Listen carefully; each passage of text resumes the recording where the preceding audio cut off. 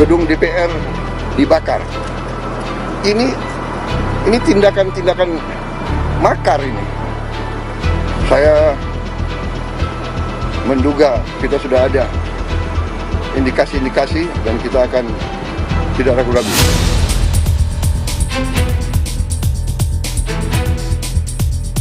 Yang terjadi di lapangan pada beberapa pada akhir bulan Agustus ada unjuk rasa, tetapi juga ada perusuh ya, dan dua itu memang yang harus dibedakan.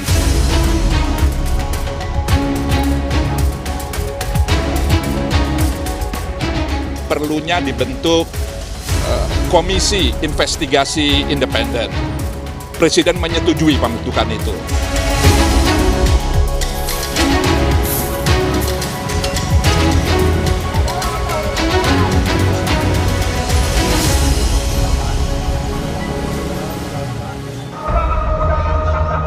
Presiden Prabowo Subianto menyetujui pembentukan tim investigasi independen mengusut kericuhan di sela-sela gelombang unjuk rasa akhir Agustus lalu. Timbulnya korban jiwa, perusakan fasilitas umum, penjarahan serta penyerangan kantor-kantor milik instansi di sejumlah daerah memunculkan dugaan adanya dalang di balik peristiwa tersebut. Usulan pembentukan Komisi Investigasi Independen diserukan Gerakan Nurani Bangsa saat bertemu Presiden Prabowo Subianto Kamis kemarin. Salah satu tuntutan masyarakat sipil yang juga menjadi aspirasi kami dari GNB adalah perlunya dibentuk Komisi Investigasi Independen terkait dengan kejadian Prahara Agustus beberapa waktu yang lalu yang menimbulkan jumlah korban jiwa, korban kekerasan, luka-luka dan seterusnya yang cukup banyak. Presiden menyetujui pembentukan itu dan detailnya tentu nanti pihak istana akan menyampaikan bagaimana formatnya. Pasca gelombang demonstrasi akhir Agustus lalu, rakyat menyuarakan keadilan, kesejahteraan hingga terlahir 17+8 tuntutan rakyat. Pembentukan tim investigasi independen kasus korban kekerasan dan pelanggaran HAM selama demonstrasi jadi poin pertama tuntutan 17 yang merupakan tuntutan jangka pendek. Namun Menko Hukum, HAM, Imigrasi dan Pemasyarakatan Yusril Ihza Mahendra bilang, pembentukan tim khusus investigasi kericuhan akhir Agustus butuh waktu lama. Karena itu menurutnya lebih baik menyerahkan penanganannya kepada penegak hukum. Apalagi Yusril bilang, kepolisian sudah cukup tegas dalam menangani kasus kericuhan unjuk rasa di berbagai daerah.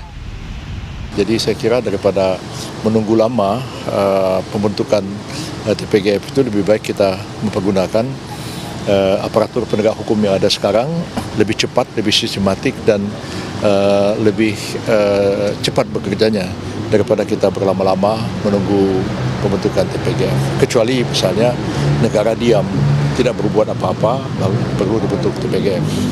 Di tengah rencana pemerintah membentuk tim investigasi, 6 lembaga independen nasional bidang hak asasi manusia lebih dulu bergerak membentuk tim pencari fakta kerusuhan. Selain bertugas mengumpulkan fakta terkait korban kekerasan hingga penangkapan sewenang-wenang, tidak tertutup kemungkinan tim ini akan mengungkap dalang kerusuhan.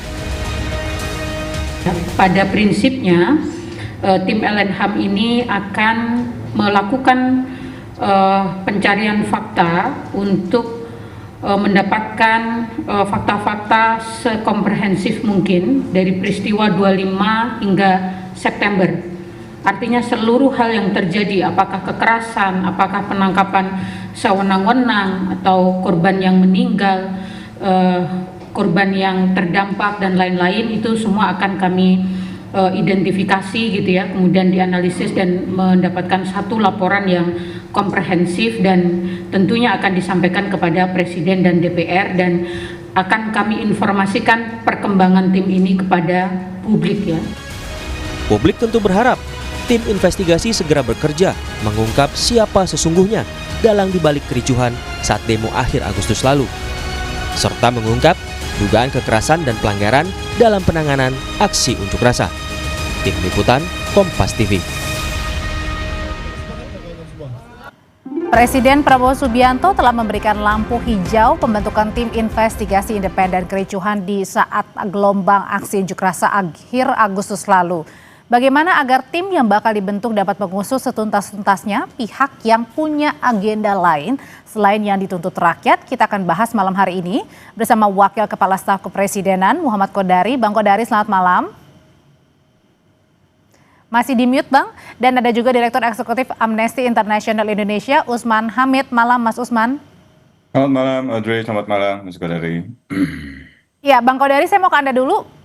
Bang Kodari, jadi pada saat tim Presiden ini setuju membentuk tim investigasi independen, sudah diketahuikah kapan akan mulainya ini bergeraknya? Pengetahuan saya masih berproses ini ya, karena memang kan persetujuan itu baru, kemudian usulan juga masih terus berdatangan dan saya kira dari Seknek masih mengkaji pola-pola dan format-format sambil berkomunikasi dengan para pihak untuk memberikan masukan dan saran. Mudah-mudahan diskusi malam ini bisa juga menjadi masukan dan saran bagi pembentukan tim tersebut. Apalagi seperti Bang Usman kan sudah punya pengalaman-pengalaman berkaitan dengan topik-topik sejenis di masa lalu. Apa yang menjadi pertimbangannya ini kemudian masih sebatas usulan, kemudian masih dikaji, Bang Kodari? Memang ada beberapa situasi dan kondisi yang harus disinkronisasi ya. Misalnya seperti dikatakan oleh Pak Yusril bahwa tim dari kepolisian sendiri sudah berjalan cukup jauh ya. Misalnya sudah ditangkap ribuan orang, kemudian sudah dilepas banyak sekali. Terakhir itu ada informasi bahwa dilepas 4.800, masih sisa 500, terakhir tinggal beberapa puluh begitu. Jadi investigasi dari pihak kepolisian sendiri juga sudah berjalan. Kemudian di sisi yang lain Kompolnas juga sudah bergerak. Kompolnas sudah mengatakan mereka sudah kirim tim ke Jakarta, tim ke Jogja, ke Makassar, akan kirim tim juga ke Jawa Timur begitu. Nah, Kompolnas sendiri kan sebetulnya merupakan bagian dari pengawasan kinerja kepolisian begitu. Jadi sebetulnya bentuk-bentuk pengawasan atau pelapisan terhadap kerja-kerja polisi juga sudah berjalan. Lalu kemudian kita mendengar kabar juga bahwa teman-teman di Komnas HAM, Komnas Perempuan, Komnas Disabilitas, kemudian lembaga perlindungan saksi dan korban juga mengadakan tim independen begitu. Jadi saya kira ini perlu perlu disinkronisasikan lah mana format yang terbaik. Kalau dari Bung Usman sendiri tadi kalau dari pemerintah menurut Bang Kodari ini kan masih dikaji ya, masih ditelaah, kemudian siapa-siapa saja dan kemudian bentukannya seperti apa. Nah, tapi satu sisi kemarin juga dari Komnas HAM sudah membentuk 6 lembaga independen, ada Komnas HAM, Komnas Perempuan, KPAI, Ombudsman sampai dengan LPSK. Jadi kalau bentukan 6 lembaga independen ini karena melihat lamanya gerakan untuk melihat siapa dalangnya, kemudian korban-korban yang hilang siapa, dan kemudian menuntut hal-hal lainnya. Apakah ini yang dilihat makanya 6 lembaga independen ini membentuk tim sendiri? Bisa jadi, tapi tentu lebih tepatnya biar mereka yang menjelaskan. Yang pasti dari keterangan pers mereka dalam sebuah jumpa pers, 6 lembaga itu menyampaikan bahwa mereka akan melakukan pencarian fakta yang bersifat komprehensif sesuai dengan mandat yang mereka miliki. Yang Komnas Perempuan akan banyak memberi perhatian pada hak-hak kaum perempuan, demikian pula yang Komisi Disabilitas misalnya memperhatikan hak-hak masyarakat disabilitas atau difabilitas yang terkena dampak dari kerusuhan. Demikian pula untuk Komisi Anak misalnya, mereka juga akan memberi perhatian pada nasib hak-hak anak atau para pelajar yang ikut berlibat di dalam demonstrasi sampai mereka ditangkap lalu kemudian dilepaskan. Nah, tentu masih muncul pertanyaan apakah memang itu cukup atau tidak gitu. Kebetulan pembentukan tim independen yang dilakukan oleh 6 lembaga ini berbarengan dengan pernyataan dari Gerakan Nurani Bangsa yang bertemu Presiden dan menyampaikan bahwa Presiden setuju adanya pencarian fakta yang independen.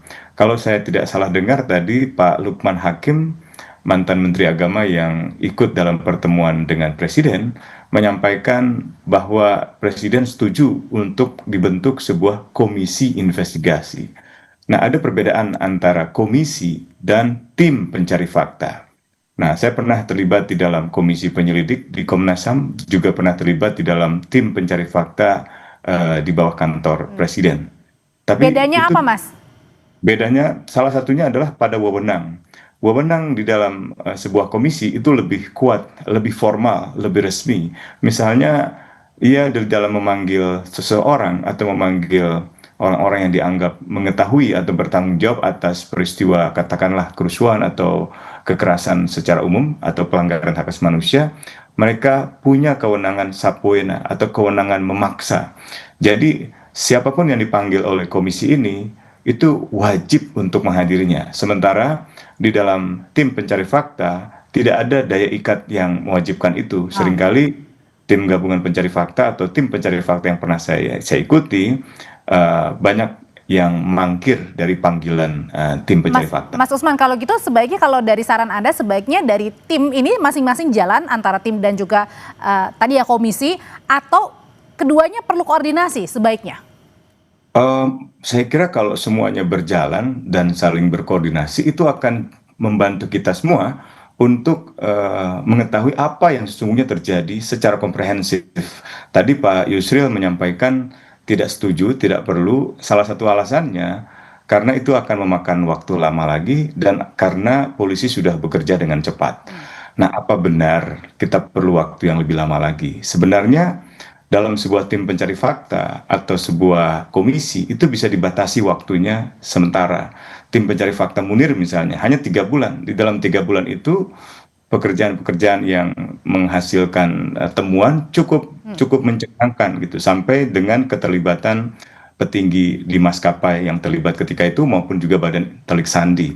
Demikian pula dalam tim-tim sebelumnya. Jadi yang kedua, kalau dikatakan polisi bekerja cepat, justru komisi semacam ini akan membantu polisi. Misalnya di dalam menelusuri benar tidak ada anggota kavaleri TNI yang terlibat. Dan kalau memang benar, maka komisi ini justru membantu dan tidak memiliki semacam kendala psikologi atau kendala hukum sebagaimana yang dialami oleh pihak kepolisian. Oke. Kalau gitu kita tanyain ke Bang Kodari. Bang Kodari, sebenarnya kalau tadi dibilang Mas Usman adalah komisi ini sebenarnya membantu pihak kepolisian begitu ya. Nah, tapi kalau dilihatnya kalau misalnya membantu, kenapa nggak harus langsung gercep aja, Bang? Atau sebenarnya jangan-jangan ya sudah, jangan ada, mungkin ditunda dulu, kita lihat dulu kinerja dari kepolisian seperti apa, Bang Kodari? Ya, itulah makanya kalau di dalam pemerintahan kan variabel yang harus diperhitungkan itu banyak ya. Saya kira Pak Yusril tadi ketika mengatakan pernyataan di awal itu sebetulnya lebih mengacu kepada bahwa kerja-kerja kepolisian sudah cukup jauh. Seperti saya sampaikan tadi bahwa ya proses pemeriksaan kepada para pelaku di lapangan sudah dilakukan sebetulnya. Dan jangan sampai kemudian proses yang sudah cukup jauh ini lalu tertunda, karena kan memang nanti secara teknis juga ada masa penahanan ya, yang kemudian kalau itu nanti ditunda-tunda prosesnya, maka kemudian harus dilepas begitu. Jadi karena mungkin gini juga Bang Kodari, ketika ada Komnas HAM yang mempertanyakan ada orang hilang begitu, itu juga mungkin jadi keresahan lamanya begitu, makanya mereka juga membentuk lembaga sendiri independen. ya sebetulnya kan begini juga, ini diskusi kita ya, bukan agak keluar dulu dari apa yang sudah disetujui oleh Presiden, karena Presiden kan dalam konteks menerima usulan dari GNB. GNB misalnya kan gini, kalau bicara proses yang tegas dan transparan itu sudah diberikan oleh Presiden dari awal sekali ketika memberikan pernyataan kepada publik gitu. Nah, dari kacamata kepolisian sendiri mereka sudah mengerjakan tahapan-tahapan yang ada kalau untuk internal ada tahapan etik, ada administrasi dan juga membuka ruang pidana. Tetapi kan kalau dari kacamata kalangan civil society seperti yang disampaikan oleh Mas Lukman dalam pembicaraan dengan Presiden, peristiwa yang terjadi pada akhir Agustus itu di satu sisi adalah ada kegiatan unjuk rasa, demonstrasi, tetapi kemudian ada kegiatan-kegiatan anarki gitu dengan pola-pola tertentu. Nah, kalangan civil society ini kan ingin katakanlah membersihkan atau menghilangkan fitnah-fitnah yang terjadi kepada kalangan civil society begitu, kepada masyarakat sipil, kepada mahasiswa, dan karena itu diperlukan suatu pembuktian terhadap adanya kelompok-kelompok yang anarkis tersebut begitu. Nah, tetapi balik lagi, ini kan proses dan tahapannya seperti apa? Ada soal waktu, ada soal scope, ada soal anggota, itu sendiri juga bukan perkara yang mudah untuk dibahas. Siapa yang berhak masuk ke dalam? Dan karena itu mungkin salah satu ini ya usulan dalam diskusi kita kali ini, bukan mustahil misalnya teman-teman GNB bekerja sama dengan 6 lembaga yang notabene sudah membentuk tim independen yang tadi sudah diceritakan dan sudah kita bahas. Katakanlah misalnya ini apa ya, bagian dari diskusi kita ya, gitu sekalian mencari format ini. Misalnya nanti kita tunggu bukan keputusan, hasil penyelidikan dari kepolisian, mungkin nanti ditambah dibandingkan dengan dari tim investigasi teman-teman Komnas HAM dan kawan-kawan yang sudah terbentuk, yang barangkali kemudian bergabung di dalamnya ada elemen GNB, nanti dilihat hasilnya seperti apa. Kalau memang tidak memuaskan, mungkin baru dibentuk komisi independen seperti yang disarankan oleh Bang Usman gitu. Pak Yusril sendiri dalam pernyataan sebetulnya membuka ruang begini. Oke, berarti artinya Ini lihat mau dulu kalau bicara tidak apa, memuaskan gitu. kemudian baru Mau bicara apa gitu. Kalau bicara fakta-fakta hukum ya sudah berjalan oleh pihak kepolisian. Tetapi kalau mau berbicara tentang sesuatu yang lebih besar, barangkali nanti itu adalah porsi atau wilayah dari komisi ini gitu. Jadi saya kira itu salah satu dinamika yang kita lihat kalau kita renungkan perkembangan yang ada. Oke, kalau gitu kalau ketika Presiden sudah setuju sebenarnya Mas Usman ini harus memang cepat segera dibentuk atau tadi menunggu dulu hasil dari polisi? Bisa langsung dibentuk, karena kalau sudah ada persetujuan dari Presiden, maka tinggal disiapkan rancangan keputusan Presiden. Isinya tentu berisi diktum-diktum tentang wewenang dari komisi itu, komposisi anggotanya, mandatnya, prosesnya sampai dengan durasi waktu yang disediakan kepada komisi ini, katakanlah 3 bulan. Ada banyak contoh yang pernah dibentuk oleh Presiden Habibie, Presiden Gus Dur, Presiden Megawati, dan juga Presiden SBY. Nah, itu semua bisa dijadikan semacam perbandingan. Bisa juga mengikuti standar-standar di kantor Komisi HAM atau Dewan HAM PBB yang dalam sejarah mungkin sudah membentuk paling tidak 50 komisi yang bekerja untuk situasi-situasi hak asasi manusia yang sangat kompleks dari Gaza, Palestina, sampai dengan situasi di Myanmar. Pak Marzuki Darusman misalnya, mantan Jaksa Agung di Indonesia di era Gus Dur, pernah memimpin ketua tim pencari fakta untuk Myanmar dengan mandat dari Dewan HAM PBB. Kita banyak tokoh yang sangat berintegritas termasuk di dalam Gerakan Nurani Bangsa juga bisa menjadi anggota-anggotanya. Oke, pertanyaannya apakah dengan pembentukan nanti ada komisi atau lembaga ini bisa menyasar sampai ke dalam kericuhan termasuk juga dengan membebaskan aktivis yang saat ini sampai dengan sekarang ini masih ditahan? Usai jeda ya Bapak-Bapak, tetap bersama kami di Sapa Indonesia Malam. Menyambung pertanyaan saya sebelumnya, Mas Usman, apakah dengan pembentukan lembaga ataupun nanti komisi begitu, apakah soal dalam kericuhan ini bisa terungkap, termasuk soal pembebasan para aktivis yang masih ditahan? Untuk yang pertama, untuk dalang sangat mungkin, dan itu pasti perlu waktu, perlu pencarian fakta-fakta yang lengkap dan sedetail-detailnya dari berbagai sumber, dari berbagai metode pencarian fakta. Tetapi untuk yang kedua mengenai pembebasan para aktivis, sebenarnya tanpa di sebuah komisi pun bisa saja itu dilakukan segera. Misalnya pihak kepolisian mengeluarkan SP3 dengan alasan perbuatan itu bukan perbuatan pidana atau perbuatan itu kurang buktinya untuk disebut sebagai pidana atau demi hukum. Yang kedua, para aktivis yang ditangkap kan atau ditahan telah mengajukan penangguhan penahanan. Itu bisa segera sebenarnya kalau pihak kepolisian mengambil keputusan ke arah sana. Tapi untuk mencari dalangnya saya kira itu perlu waktu yang tidak sebentar, tidak cukup 1 minggu, tidak cukup 2 minggu, paling tidak bayangan saya itu 2 bulan gitu. Jadi itu bisa membawa kita pada titik terang apa sebenarnya yang terjadi. Bagaimana dan itu akan terungkap pada saat lembaga ataupun komisi ini dibentuk? Pada saat komisi ini dibentuk, tentu ia baru akan bekerja dengan mandat yang dirumuskan, katakanlah oleh sebuah kepres. Gitu. Paling tidak dalam 1 bulan pertama itu mulai akan terlihat titik terangnya. Gitu. Bulan kedua saya kira udah mulai bisa kelihatan siapa-siapa saja nanti dipanggil dan dipandang bertanggung jawab atas peristiwa-peristiwa yang terjadi dalam skala nasional itu. Untuk pengungkapan dalang, apakah ini juga menjadi concern kemarin pada saat Pak Lukman Hakim bertemu dengan Presiden Prabowo, Bang Kodari, untuk membentuk komisi ini? Saya tidak ikut hadir dalam pertemuan, jadi tidak bisa mengkonfirmasi. Tapi saya kira Pak Lukman cukup konsisten mengatakan dalam beberapa kesempatan justru memang itu yang menjadi pertanyaan terbesarnya.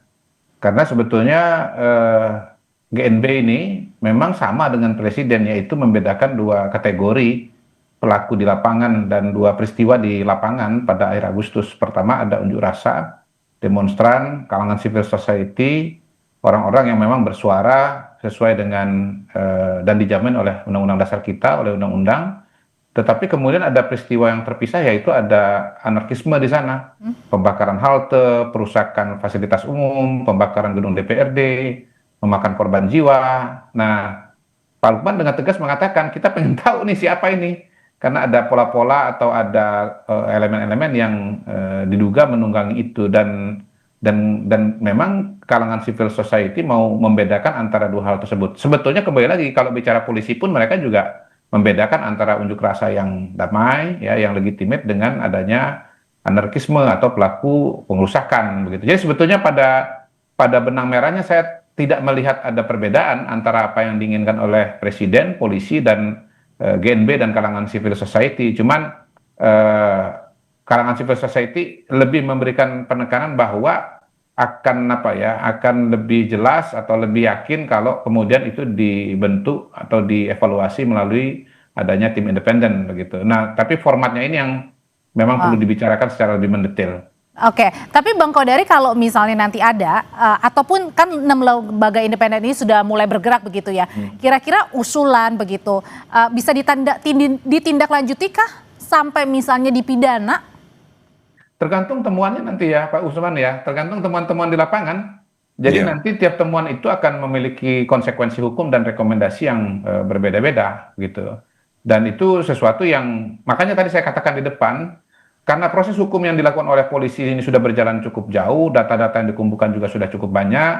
Lalu kemudian pada saat yang bersamaan ternyata gagasan dan ide dan pemikiran itu juga berjalan pada elemen-elemen yang lain. Sudah ada 6 organisasi yang berkumpul dan itu tidak kecil saya kira ya. Mungkin teman-teman GNB daripada menunggu bergabung saja dengan dengan lembaga yang 6 ini, lalu kemudian temuannya apa disampaikan nanti dibandingkan dengan dari kepolisian, dan kalau memang dirasakan ada sesuatu yang perlu dibuka lagi atau diteliti lebih jauh, mungkin pada titik itulah apa yang disebut oleh Bang Usman dengan komisi independen itu bisa dipertimbangkan. Nah kalau gitu Mas Usman, apa yang perlu dibuat oleh 6 lembaga independen ini agar nanti hasil timnya tidak melempem pada akhirnya? Ya, bisa saja 6 lembaga ini bertemu presiden, bertemu pimpinan DPR RI untuk memastikan bahwa seluruh kerja-kerja mereka ke depan mendapatkan dukungan penuh. Sebab dalam pengalaman terdahulu, misalnya Komisi Nasional Hak Asasi Manusia berkali-kali melakukan penyelidikan, tapi kurang mendapatkan kerjasama dari Jaksa Agung misalnya, atau dari TNI misalnya. Nah ini hal-hal seperti ini tidak boleh terulang kalau kita ingin mengetahui kebenaran yang sesungguhnya ada di balik peristiwa Prahara Agustus yang kemarin. Yang kedua, karena pengalaman itu pula tampaknya memang diperlukan komisi yang dibicarakan oleh Gerakan Nurani Bangsa dengan Presiden. Karena sebuah komisi bisa memiliki wewenang yang mengikat kepada siapapun. Setidak-tidaknya kalau misalnya katakanlah pada akhirnya Presiden tidak juga kunjung menerbitkan Kepres, setidak-tidaknya dengan sebuah instruksi Presiden. Instruksi Presiden itu bisa ditujukan kepada seluruh instansi pemerintah yang katakanlah kalau dimintai keterangan oleh Komnas HAM, baik itu pimpinannya maupun itu pejabat tinggi lainnya atau anggotanya, harus bekerja sama dengan tim independen yang dibentuk oleh 6 lembaga nasional. Dan tim itu menurut Anda sesegera mungkin harus dibentuk ya, tidak perlu menunggu lebih lama lagi ya, Mas Usman ya? Tidak perlu menunggu lama lagi, dan saya kira tidak perlu khawatir kalau misalnya kepolisian sudah terlalu jauh gitu ya. Nah, dalam pengalaman kasus Munir, pembunuhannya terjadi tanggal 7 September. Pembentukan tim pencari fakta oleh Presiden itu pada tanggal 23 Desember. Jadi 3 bulan lebih tim itu baru dibentuk, tetapi masih tetap bisa memberi pengaruh yang positif terhadap proses penyelidikan di kepolisian. Bahkan ikut membantu menopang kerja-kerja kepolisian ketika terkendala di dalam melakukan penyelidikan dan penyidikan di lingkungan maskapai atau di lingkungan lembaga telik sandi negara ketika itu. Oke. Kalau gitu Mas Bang Kodari, dengan hal ini apakah juga ada pertimbangan begitu ya akan sesegera juga tadi ya, tidak hanya sekedar usulan, artinya benar-benar membentuk tim atau komisi ini agar mengembalikan trust publik juga, dan ini merupakan salah satu tuntutan 17+8 juga, Bang? Saya akan coba rumuskan ya, masukan dan diskusi yang saya alami beberapa 1-2 hari ini dengan beberapa kalangan untuk dipertimbangkan atau menjadi pertimbangan bagi teman-teman di pemerintahan ya, khususnya di Seknek ya, untuk kemudian dilihat format-format yang paling ideal untuk situasi dan kondisi ini. Kita lihat aja nanti bagaimana format yang terbaik yang bisa diperoleh dari situasi dan kondisi serta dinamika yang ada pada hari ini. Oke, baik, sudah kita tangkap. Terima kasih Bang Kodari, terima kasih Mas Usman, selamat malam Bapak-Bapak semua. Selamat malam.